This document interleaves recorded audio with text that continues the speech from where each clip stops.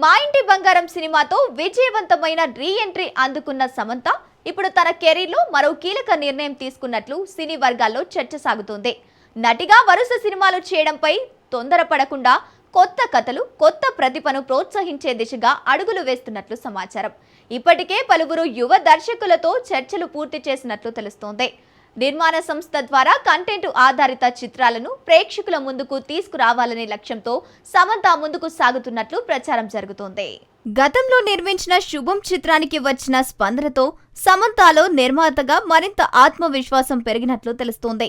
ప్రస్తుతం విరామంలో ఉన్న ఆమె ఈ సమయాన్ని కొత్త ప్రాజెక్టుల రూపకల్పనకు వినియోగించనున్నట్లు సమాచారం. ఈ చిత్రాల్లో స్వయంగా నటించకుండా తెర వెనుక నుంచే బాధ్యతలు స్వీకరించాలని భావిస్తున్నట్లు తెలుస్తోంది. యువ నటీనటులు కొత్త దర్శకులకు అవకాశాలు కల్పిస్తూ విభిన్న కథనాలను నిర్మించే ప్రణాళిక సిద్ధమవుతోందని సినీ వర్గాలు చెబుతున్నాయి.